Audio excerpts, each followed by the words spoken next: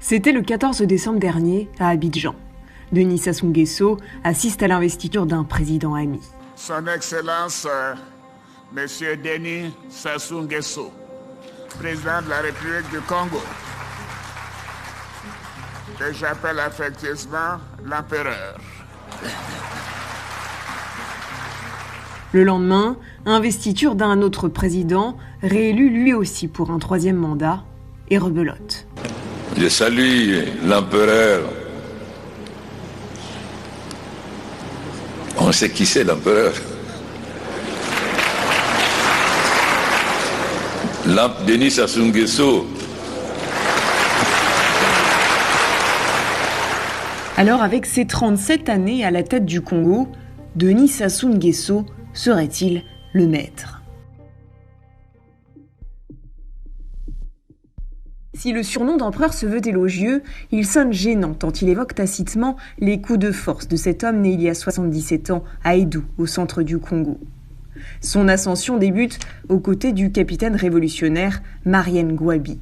Nous disons que la révolution, c'est surtout l'affaire des jeunes. Pourquoi ?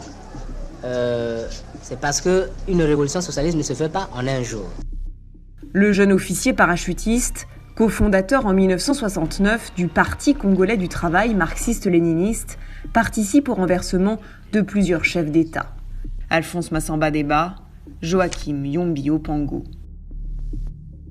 En 1979, l'ancien agent des renseignements et ministre de Ngouabi, assassiné en 1977, accède au pouvoir. Sa trajectoire est stoppée net. En 1992, il est battu lors de l'élection présidentielle face à Pascal Lissouba. Je ne peux pas dire que le marxisme est imprégné d'une manière aussi profonde que ça l'esprit ou l'âme africain, en tout cas l'esprit ou l'âme congolais. Il s'agit d'une sorte de mode. Et je peux dire que cette mode est passée. Le Congo s'enfonce alors dans un cycle de violence. Amer, le vaincu entame sa traversée du désert. 5 ans d'exil à Paris, mais revient plus déterminé que jamais et préparé. Il reconquiert le pouvoir par les armes en 1997, après 5 mois de guerre civile, grâce au soutien décisif de l'armée angolaise. Garantir le respect des droits fondamentaux de la personne humaine et les libertés publiques. En 2002, 2009 et 2016, des présidentielles sont organisées. Les opposants font campagne sous la pression d'un pouvoir tout-puissant. Et beaucoup terminent en prison après le scrutin. Les gens ont peur. Et parce que la mouvance est tentée de traquer l'opposition. En 2015, nouveau coup de force.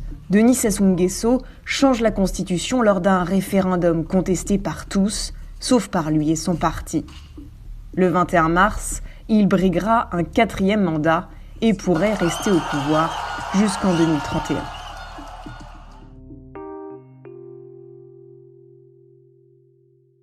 Ses fiertés, Sassou Nguesso les expose dans un documentaire à sa gloire, réalisé par le directeur de la rédaction de Jeune Afrique, François Soudan. Au moment où nous lançons une nouvelle constitution comme un bateau qu'on met à l'eau, ce n'est pas le moment de le laisser sans l'avoir testé, sans avoir corrigé quelques faiblesses. Et oui, c'est la tentation du devoir. Il aime adopter les postures d'homme de paix. Ici, aux côtés de Nelson Mandela, là, à la tête de l'Organisation de l'Union africaine, où il plaide pour le traitement de la dette du continent. Ou encore ici, lors du protocole de Brazzaville, qui a permis le retrait des troupes cubaines et sud-africaines d'Angola et l'indépendance de la Namibie. Médiateur des crises centrafricaines, libyennes et du Congo-Kinshasa voisin. J'invite les États-Unis à se déployer davantage dans l'espace économique africain devenu concurrentiel. Depuis les années 90, il a compris que le soft power congolais reposait sur l'environnement. En 2016, il lance un fonds bleu pour le bassin du Congo et préside la commission climat du second poumon vert de la planète. je ne ménagerai aucun effort dans l'application par notre zone de l'accord de Paris sur le climat. Des initiatives qui valent une invitation de Paris à cet allié gênant que la France préfère garder loin des projecteurs.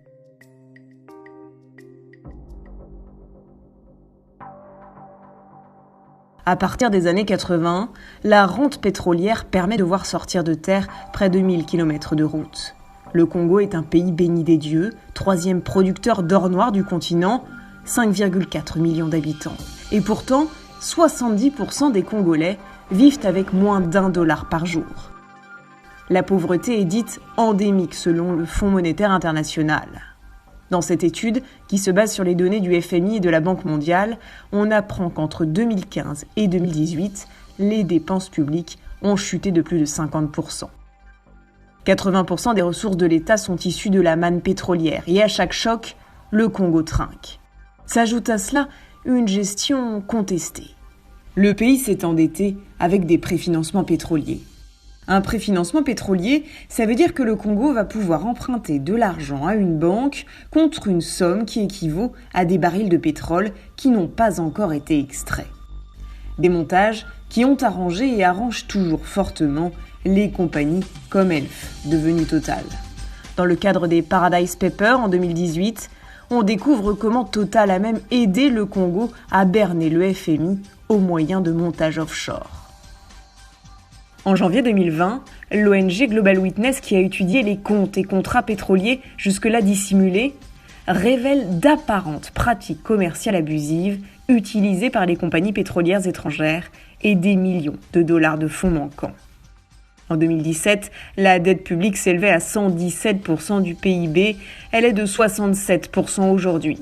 Des dettes que le Congo a longtemps cachées au Fonds monétaire international, ce qui n'empêche pas l'institution de lui accorder régulièrement des aides d'urgence en rappelant son souhait d'une meilleure transparence de ses comptes publics.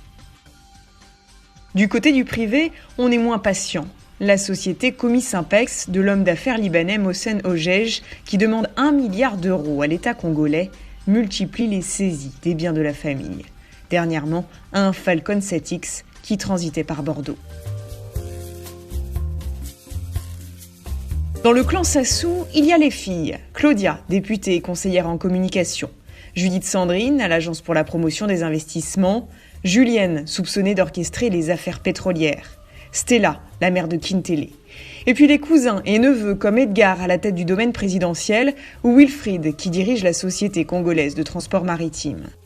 Mais aussi les membres de son ethnie Mboshi qui parsèment l'organigramme du régime. Denis Christel, le fils cadet, est celui dont le nom est le plus souvent associé aux dérives du clan. Administrateur général de l'unique raffinerie du pays, la Coraf, il est critiqué pour sa mauvaise gouvernance. Et on lui prête un appétit certain pour les dépenses extravagantes et les circuits financiers offshore. En 2019, l'ONG britannique Global Witness révélait comment celui qu'on surnomme Kiki le pétrolier aurait détourné 50 millions de dollars des caisses de l'État. Un an avant, une enquête de la justice helvétique évoquait des dizaines de millions de dollars de pots de vin octroyés par la société de négoce Gunvor, ayant servi à rémunérer Denis Christel Sassou Nguesso et son père. Lorsqu'on est fils de président, on a plutôt plus d'obligations que de droits parce qu'on se doit d'être exemplaire. Lesquelles, par exemple? Une obligation que vous avez qu'un Congolais moyen n'a pas? Une obligation que l'on a, c'est l'exemplarité en tout temps. Vous êtes exemplaire. Vous essayez de l'être. J'espère l'être au mieux de mes aptitudes et de mes possibilités. Les enquêtes judiciaires pour détournement et corruption, il s'en est ouvert aussi au Portugal, en Italie et en France. À Paris, 5 proches de l'empereur ont été mis en examen pour blanchiment de détournement de fonds publics dans l'affaire des biens mal acquis. Plusieurs biens immobiliers ont été saisis, révélant un impressionnant catalogue d'hôtels particuliers dans les beaux quartiers de la capitale. Mais selon les autorités judiciaires françaises, ce dossier contient des éléments mettant en cause directement le chef de l'État congolais et les membres de sa famille. Des scandales financiers qui ne semblent pas faire vaciller l'autocrate. Nous constatons simplement qu'il y a cette espèce d'acharnement, volonté de nuire, et même une recherche Des réseaux un peu obscurs, clairs-obscurs, soutenus par les médias. Et nous disons qu'il y a plutôt volonté de déstabiliser notre pays au-delà des attaques. Pour cette présidentielle, Denis Sassou Nguesso aura eu le plus grand mal à trouver un opposant, faisant office de garantie de pluralisme. Pendant quasiment 4 décennies, l'opposition aura été neutralisée. En 1991, elle tente de faire vaciller son régime lors d'une conférence nationale de 3 mois, censée ouvrir la voie au multipartisme après la chute de l'Union soviétique. Cela ne m'atteignait pas beaucoup, parce que comme je savais que c'était des mensonges. Vous voyez bien, les faits ont prouvé que nous sommes encore vivants ici, et sans que les auteurs de ces mensonges aient réussi de prouver la véracité de leurs déclarations. Le président congolais fait la sourde oreille aux accusations des ONG qui pointent régulièrement des atteintes aux droits de l'homme.